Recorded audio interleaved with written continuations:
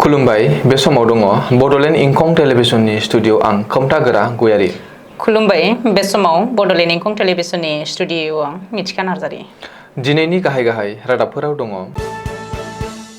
टंला फरायसालिमायाव 28 साननि थाखाय बेसेन नाङै फोरोंथाय बादा। गसाइगावनि कसुगाव बाजाराव 76थि हाग्रा फोरबो फालिदों। पंकज पाठकखौ बेंगलाव लेंहरदों। अरायथा थानायजों लोगोसेनो रैखाथि होनो ममता बेनार्जीनि रादाय। एफिडिसिएलआव एक्सन जागायबाय, सानै अफिसार सासपेन्ड। धुबुरीयाव सीमा बारहोनाय 200 किल'ग्राम मोसौ बेदर आरो सासे सुबुंखौ हमदों। सासे रेलवे मावख'गिरिया बिसिखौ खारसि बिसियै बुथारदों। लखिमपुराव एवेक्सन खालामनानै 250 नखरफोरखौ होखारदों। गहपुराव मिल्कियुर मुसाहारिखौ बिहारि दुथाङा गुलि गावदों। दानिया फैदोनि आबुं रादाबाव।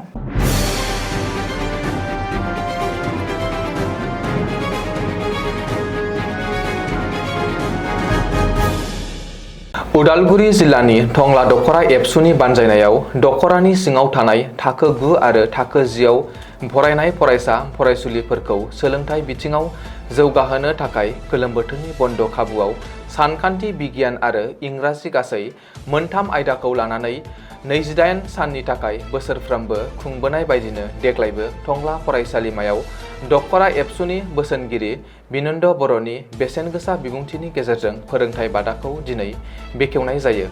फोरोंथाय बादाखौ बेखेवगिरि महरै बाहागो लानानै टंला दखरा एबसुनि बोसोनगिरि बिनन्द बर'आ फोरोंथाय बादायाव दखरानि साफ्रोमबो 9 आरो 10 थाखोनि फरायसा फरायसुलिफोरा बाहागो लानो हागोनखौ मिथिहोनायजों लोगोसे सोलोंथाइनि सोमोन्दै गुवारै बिबुंथि लाखियो।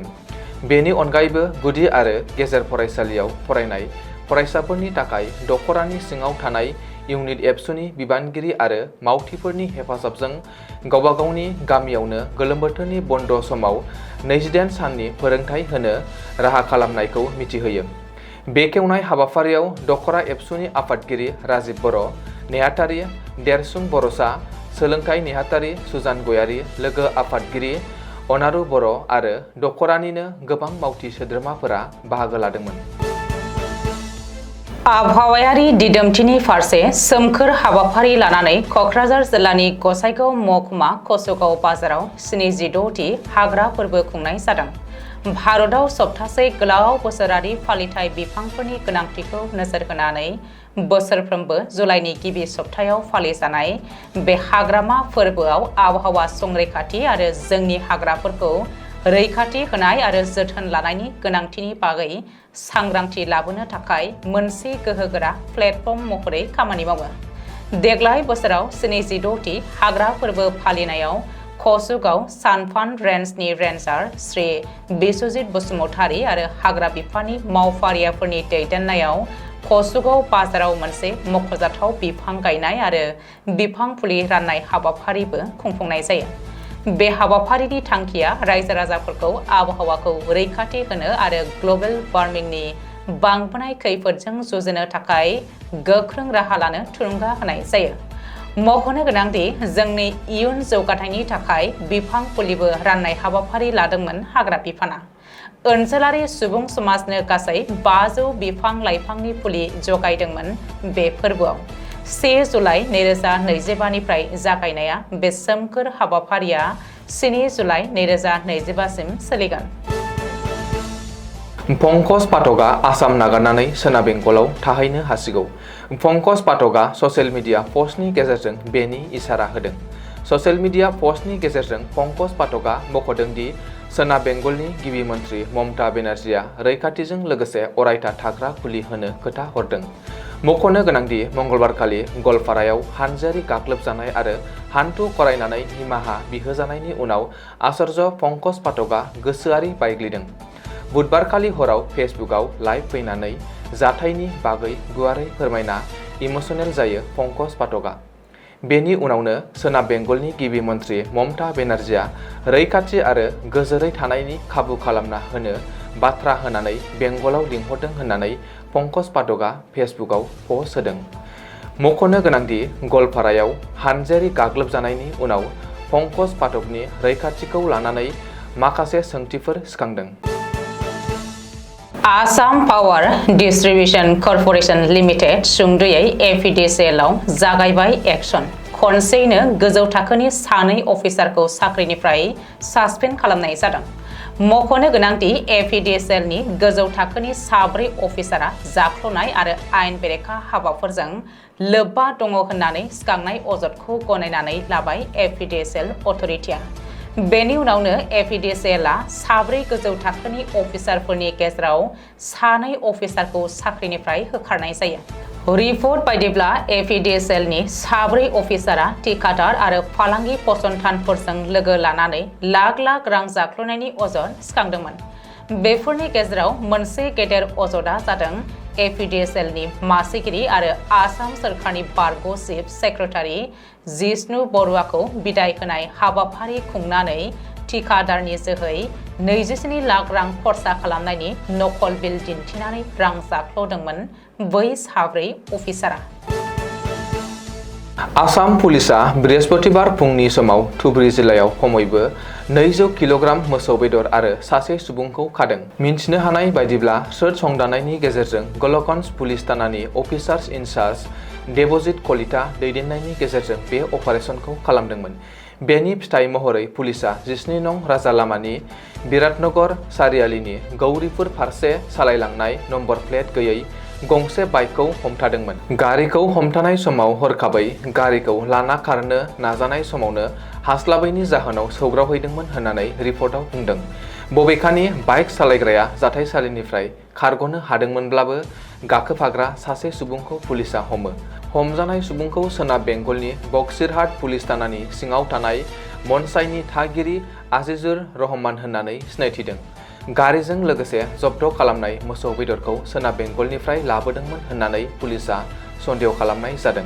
दासान्दि पुलिसा बे जाथायजों सोमोन्दो थानाय गुबुन दायनिगिरिफोरखौ सिनायथिनो आरो इयुनाव आयेन बेरेखा फालांगि खालामनायखौ होबथानो नायबिजिरगासिनो दङ।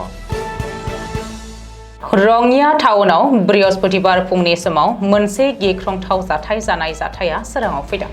सासे आइजोखौ गावनि असे फिसायानो मोनानि समाव खोमसिनि खाबु लानानै खास्रि बिस्रि बुथारदों। बे जाथाया रङियानि मुरारा ओनसोलाव थानाय वार्ड नम्बर 3 आव जादोंमोन। मिथिनो हानाय बायदिब्ला केन्दुखोना रेलवे स्टेशननि स्टेशन मास्टार राहुल कुमार सिंहआ बुधबार मोनानि समाव गावनि फिसा सानैनि सिगाङावनो गावनि बिसि अनजालि सिंहखौ टेकारजों सुनानै खास्रि बिस्रि बुथारदों। बे जाथायनि उनाव गथ'साफोरनि गाबख्रावनायखौ खोनानानै भारा न'नि बिगोमाया जाथायसालियाव थाङो आरो पुलिसनो खौरां हरो। नाथाय जाथायसालियाव पुलिसा नुजाथि हैनायनि सिगांनो दायनिगिरि फिसाय राहुलआ बेरा बारनानै खारखोमालांदोंमोन। बे जाथायनि बागै पुलिसा नायबिजिरनाय जागायदोंमोनब्लाबो बुथारनायनि गुबै जाहोनखौ दासिमबो रोखायै मिथिनो मोननाय जायाखै। बे खेबाव लखिमपुराव गेदेर इभिक्सन। गलपारा आरो नलबारि जिल्लानि उनाव बे खेबाव लखिमपुराव आयेन बेरेखायै दखल खालामनाय हाखौ उदां खालामनायनि थांखियै इभिक्सन खालामदों। लखिमपुर जिल्ला खुंथाया दिनै फुंनिफ्रायनो गोख्रों रैखाथि आरो सिकिउरिटिनि गेजेरजों बुलडजार लानानै इभिक्सन खालामदों। दिनै फुङावनो इभिक्सन खालामनानै खृष्टान ग्रेजिंआव आयेन बेरेखा दखल खालामनानै थानाय 250निबो बांसिन नखरफोरखौ होखारहरनाय जायो। रिपर्ट बायदिब्ला जिल्ला खुंथाया इभिक्सन खालामनायनि सिगांनो ओनसोलखौ खालि खालामनो बिथोन होनानै नटिस फोसावदोंमोन। बे नटिसखौ मोननायनि उनावनो माखासे दखल खालामग्राफोरा गावबा गावनो बे थावनिखौ नागारदों। नाथाय माखासे नखरफोरा अख्रायै थादोंमोन। बैफोर गासैखौबो दिनै फुंनि 5 रिंगानिफ्रायनो बुलडजारजों फारसेनिफ्राय सिमफायलांनानै होखारहरनाय जायो। मिन्थिनो हानाय बायदिब्ला दिनै लखिमपुर जिल्लानि खृष्टियान ग्रेजिंनि 100 बिगा सोरखारि हायाव इभिक्सन खालामनाय जादों। बबेखानि लखिमपुरनि पुकरनहाट ग्रेजिं आरो देबेरा ग्रेजिंआवबो इभिक्सन खालामनाय जादों। जाउनाव सोरखारि हायाव आयेन बेरेखायै दखल खालामग्राफोरा थफ्ला थफ्लि लानानै न' नागारना गुबुन जायगायाव थांनो गोनां जादों। गहपुर थानानि बेन्दोंआव थानाय आसाम आरो अरुणाचल सीमानि जयपुराव गुलि गावनाय जाथाय। थांनाय हराव जानाय बे जाथायाव मिल्कियुर मुसाहारि एबा लादेन मुंनि सासे बर' लाइमोना गोब्राब जखम जायो। बे जाथायजों लोब्बा लानानै चन्दन कुमार मुंनि बिहारनि सासे लाइमोनखौ पिस्तलजों लोगोसे हमनो हादों गहपुर पुलिसा। हमजानाय बिहारी लाइमोन चन्दन कुमारा सुभाष कुमार मुंनि गुबुन सासे लोगोजों फालांगिजों सोमोन्दो गोनां हाबानि थाखाय जयपुराव फैदोंमोन।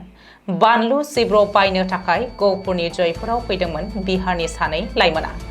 बानलु सिब्रखौ लानानै दान्थे बिदान्थे सोमजिनायनि थाखायनो बे गुलि गावनाय जाथाया जानो हागौ होननानै सन्देह खालामनाय जादों। रिपर्ट बायदिब्ला गोब्राब जखम जानाय मिलिकियर मुसाहारिखौ अरुणाचल प्रदेशनि जिम्स हस्पिटालाव एडमिट खालामनाय जादों। ओरैहाय दुथां चन्दन कुमारखौ पुलिसा जेरा खालामगासिनो दङ। चन्दन कुमारा बाहायनाय पिस्तलजों लोगोसे AS-06 J150 नाम्बारनि वागनार गारिखौबो पुलिसा जब्द खालामदों। बे जाथाया हरखाबनो जादों होननानै चन्दन कुमारा बुंदोंब्लाबो जायगानि सुबुंफोरा बे बाथ्राखौ गनायनानै लायाखै। बबेखानि जब्द खालामनो हानाय पिस्तला लाइसेन्स गैया होननानैबो मिथिनो हादों। बिहारनिफ्राय फैनाय सानै लाइमोना गहपुरनि गोथौ ओनसोलाव गुलि गावफैनाय जाथाया ओनसोलाव बयखौबो सोमोनांहोदों। दिनैनि रादाबा एसेनोसै। गोजोन्थों। गोजोन्थों।